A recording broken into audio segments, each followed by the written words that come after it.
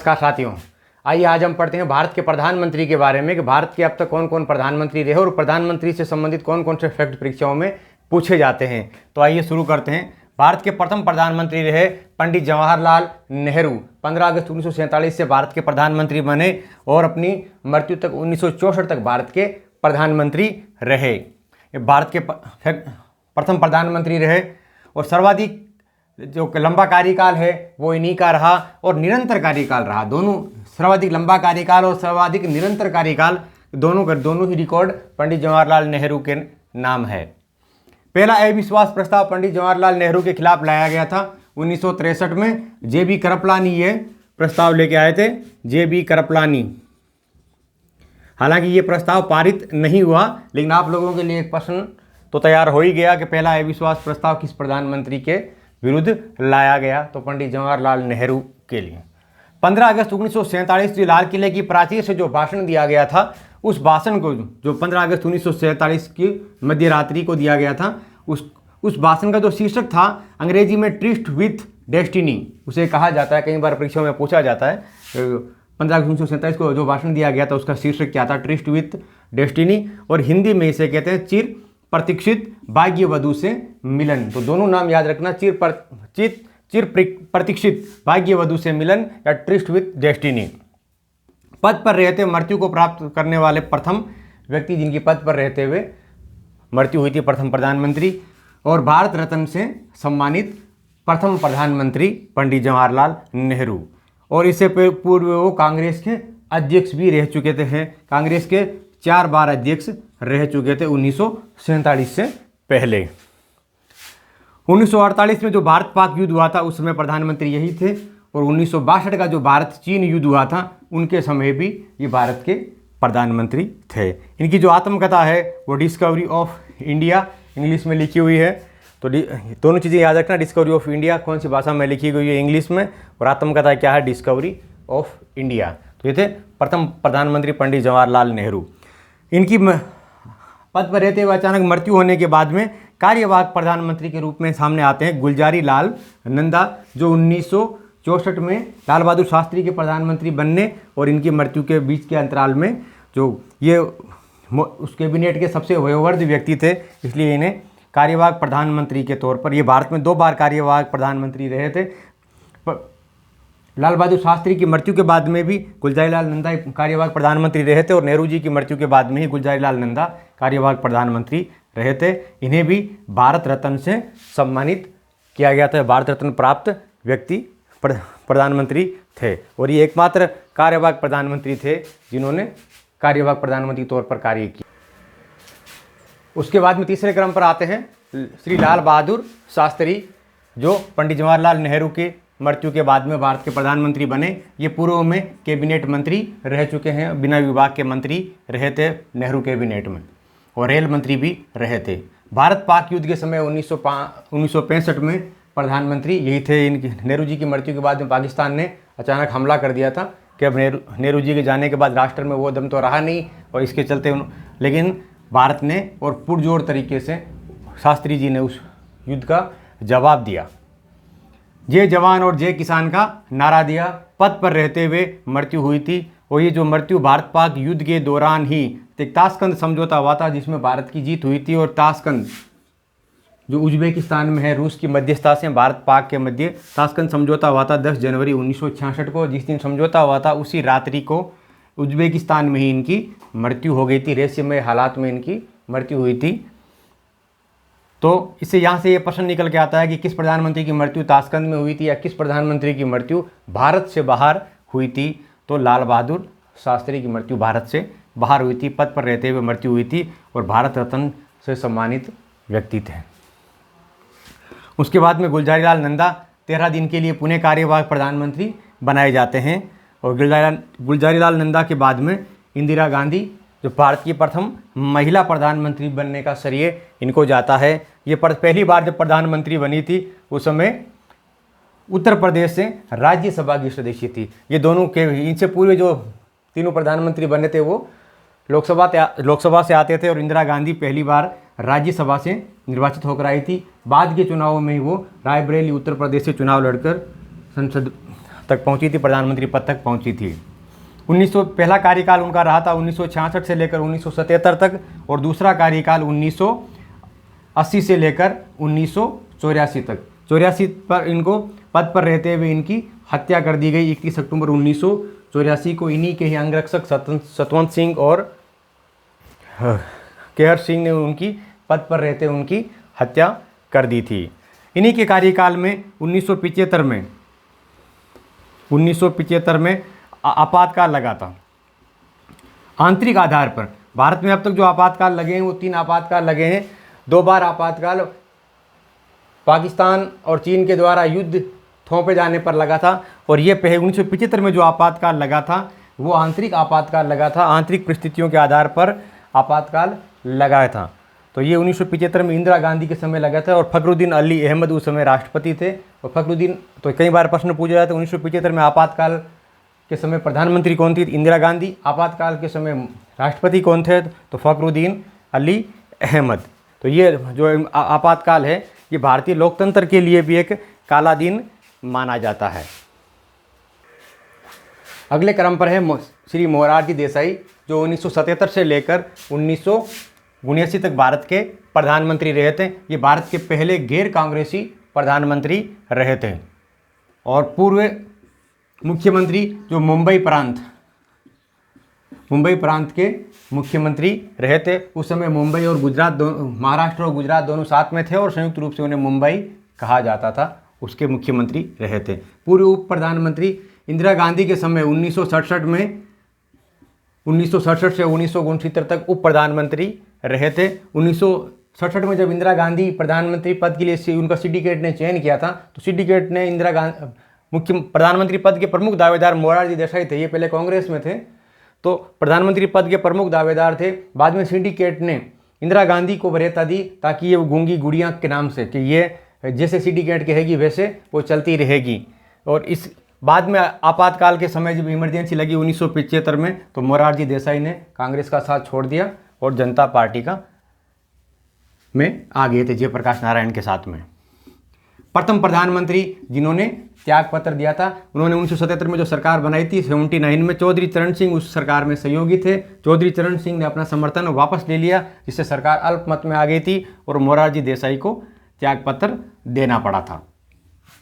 तो इनके त्यागपत्र देने के बाद में चौधरी चरण सिंह जी ने कांग्रेस के सहयोग से, या कांग्रेस के इंदिरा गांधी ने वचन दिया था कि मैं आपका समर्थन करूंगी, आप प्रधानमंत्री बनिए, और उन्होंने प्रधानमंत्री पद की शपथ ली 1999 में। शपथ लेने के बाद में जब बहुमत साबित करने का दिन आया, तो कांग्रेस अपने वादे से मुकर गई थी और उन्होंने समर्थन नहीं किया। तो चौधरी चरण सिंह सीधे राष्ट्रपति के पास गए और लोकसभा भंग करने की सिफारिश करी थी। तो राष्ट्रपति ने उसी दिन लोकसभा भंग कर दी, और भंग करने के बाद में चौधरी चरण सिंह को अगला चुनाव होने तक, अगले प्रधानमंत्री बनने तक प्रधानमंत्री पद पर बने रहने के लिए कहा। इसीलिए इनके नाम ये रिकॉर्ड दर्ज है कि इन्होंने एक भी दिन लोकसभा का सामना नहीं किया, यहाँ तक कि लोकसभा में अपना बहुमत तक भी साबित नहीं किया। बिना लोकसभा में अपना बहुमत होते हुए 170 दिन, लगभग 6 महीने के समय प्रधानमंत्री रहे थे। ये पूर्व मुख्यमंत्री रहे, उत्तर प्रदेश राज्य के ये मुख्यमंत्री रह चुके हैं, भारत के पूर्व वित्त मंत्री रह चुके हैं, और पूर्व उप प्रधानमंत्री मोरारजी देसाई की सरकार में ये उप प्रधानमंत्री थे।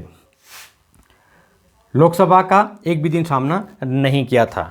1980 में इन्होंने, इनका कार्यकाल क्या, इंदिरा गांधी, नए चुनाव हुए, नए चुनाव में कांग्रेस पुनः सत्ता में लौटी और इंदिरा गांधी को बहुमत मिला। 1980 से लेकर 1984 तक इंदिरा गांधी सत्ता में रही। 31 अक्टूबर 1984 को इनकी हत्या हुई, तब तक ये प्रधानमंत्री पद पर रही। 9वें क्रम पर आते हैं श्री राजीव गांधी, जो इंदिरा गांधी की हत्या के बाद में 31 अक्टूबर 1984 को कांग्रेस कार्य समिति की बैठक होने से पहले ही प्रधानमंत्री, जो राष्ट्रपति थे ज्ञानी जैल सिंह, उन्होंने इन्हें प्रधानमंत्री पद के लिए का उम्मीदवार घोषित कर दिया, प्रधानमंत्री अपना नियुक्त कर दिया था। ये राष्ट्रपति का विशेष अधिकार होता है कि वो प्रधानमंत्री नियुक्त करता है। तो 1984 से लेकर 1999 तक भारत के प्रधानमंत्री रहे। प्रधानमंत्री बनने से पूर्व किसी भी सरकार में वो मंत्री वगैरह नहीं रहे थे, तो इन्हें किसी भी सरकारी पद का अनुभव नहीं था। भारत में सूचना प्रौद्योगिकी और कंप्यूटर को बढ़ावा देने के लिए ये जाने जाते हैं। बोफोर्स तोप सौदा जो इनके समय में हुआ था, वो उसमें दलाली के लिए ये चीज़ें चर्चा में रही थी, और जो उनके 89 का चुनाव हारने के लिए सबसे प्रमुख वजह रही थी। और इनके दूसरा, इनके राजीव जयवर्धने जो समझौता हुआ था भारत श्रीलंका के साथ, वो समझौता भी काफ़ी चर्चित रहा था कि तमिल जो हिंदू थे, लिटे के खिलाफ भारत की जो शांति सेना भेजी गई थी, उस शांति सेना और भारतीय सेना और लिटे को आमने सामने करके जयवर्धने ने वो अपना एक मकसद हासिल किया था। इसलिए ये समझौता भी चर्चा का विषय रहा था, या इनके लिए इनके भी थोड़ी बुराई का सामना करना पड़ा था। बाद में वीपी सिंह ने वो शांति सेना वापस बुलाई थी, इन्हें पद और भारत रत्न से सम्मानित किया गया था मरणोपरांत। उसके बाद में श्री वीपी सिंह, राजीव गांधी में याद रखना कि इनकी जो हत्या है या मृत्यु है वो प्रधानमंत्री पद पर रहते हुए नहीं हुई थी। इनकी जो मृत्यु है वो 21 मई 1991 में ये चुनाव हुए थे। इन चुनाव के बाद में वीपी सिंह और चंद्रशेखर के बाद में जो चुनाव हुए थे, उन चुनाव प्रचार के दौरान इनकी एक चुनाव की सभा के दौरान कोयम्बतूर में इनकी हत्या हुई थी मानव बम के द्वारा। तो ये पद पर रहते हुए हत्या या मृत्यु का उल्लेख आता है, तो उसमें राजीव गांधी पद पर रहते हुए मृत्यु नहीं हुई थी। वीपी सिंह इस राजीव गांधी की कैबिनेट में वित्त मंत्री रहे थे और उत्तर प्रदेश के मुख्यमंत्री रहे थे। बाद में कांग्रेस छोड़कर, ये बोफोर्स तोप घोटाले के नाम पर कांग्रेस छोड़कर जनता पार्टी में आ गए थे और ये गैर कांग्रेसी प्रधानमंत्री बने थे 1992 से लेकर 1990 तक। उसके बाद में प्रधानमंत्री बने चंद्रशेखर, जो वीपी सिंह की सरकार में सहयोगी थे। बाद में कांग्रेस के समर्थन से इन्होंने 1990 में प्रधानमंत्री पद की शपथ ली। इन्हें भी किसी सरकारी पद पर काम करने का अनुभव नहीं था। ये कई बार सरकार में सहयोगी रही इनकी पार्टी, लेकिन ये मंत्री पद को कभी स्वीकार नहीं किया और सीधे प्रधानमंत्री पद तक पहुँचे।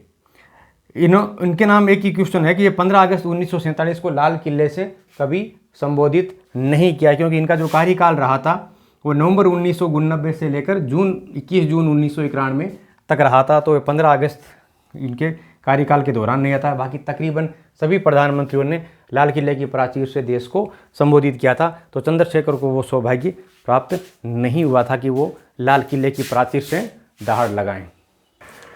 अगले क्रम पर आते हैं श्री पीवी नरसिम्हा राव, जो 1991 से लेकर 1996 तक भारत के प्रधानमंत्री रहे थे। कि चुनाव प्रचार के दौरान अचानक श्री राजीव गांधी की हत्या होने के बाद में श्री कांग्रेस के पीवी नरसिम्हा राव, जो कांग्रेस के अध्यक्ष भी रह चुके हैं, उनके नाम पर सहमति बनी और उन्होंने एक कार्यकाल पूरा किया। वो आंध्र प्रदेश के मुख्यमंत्री रह चुके हैं और दक्षिण भारत से आने वाले ये प्रथम प्रधानमंत्री रहे थे। दूसरे रहे थे HD देवेगौड़ा। 2 प्रधानमंत्री दक्षिणी भारत से आए हैं अब तक। विदेश मंत्री और रक्षा मंत्री के पद के ऊपर कार्य करने का इनको अनुभव था। उदारीकरण की नीति अपनाई थी 1991 में, और उस समय जो इनके वित्त मंत्री थे डॉक्टर मनमोहन सिंह को इन्होंने राज्यसभा से लाकर वित्त मंत्री बनाया था भारत का, जो रिजर्व बैंक के पूरे गवर्नर थे और बाद में प्रधानमंत्री पद की कुर्सी तक पहुँचे थे। अगले क्रम पर है श्री अटल बिहारी वाजपेयी, जो 13 दिन तक प्रधानमंत्री रहे। सबसे बड़ी पार्टी होने की वजह से राष्ट्रपति ने इन्हें प्रधानमंत्री पद की शपथ दिलाई, लेकिन वो अपना बहुमत साबित नहीं कर सके थे, इसलिए 13 दिन बाद में उन्हें इस्तीफा देना पड़ा था। मोरारजी देसाई की सरकार में ये विदेश मंत्री रहे थे और UNO की जो महासभा है उसमें हिंदी में भाषण देने के लिए जाने जाते हैं। वो कब दिया था? मोरारजी देसाई की सरकार के समय इन्होंने UNO में हिंदी में भाषण दिया था विदेश मंत्री रहते हुए। तो कई बार ये पूछा जाता है UNO में हिंदी में भाषण किसने दिया था, तो पंडित अटल बिहारी वाजपेयी ने दिया था। बीजेपी के प्रथम व्यक्ति जो प्रधानमंत्री पद तक पहुँचे थे।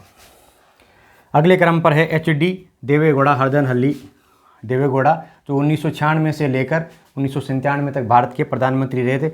ये कर्नाटक के मुख्यमंत्री रह चुके थे और दक्षिण भारत से आने वाले दूसरे प्रधानमंत्री थे। और प्रधानमंत्री बनते समय ये संसद के सदस्य नहीं थे, न तो लोकसभा के सदस्य थे, न राज्यसभा के सदस्य थे। ये उस समय कर्नाटक की विधानसभा के सदस्य थे और ये महज 4 MP के बल पर प्रधानमंत्री पद तक पहुँचे थे। ये एक संयुक्त एक सरकार बनी थी, गठबंधन की सरकार बनी थी, जिसमें इनके देवेगौड़ा के नाम पर सहमति बनी थी 1996 तक, जो साल भर तक भारत के प्रधानमंत्री रहे। अगले क्रम पर रहे थे इंद्र कुमार गुजराल, जो 1997 से लेकर 1998 तक भारत के प्रधानमंत्री रहे थे। ये पूर्व में विदेश मंत्री रहे थे, जिन्होंने गुजराल सिद्धांत दिया था।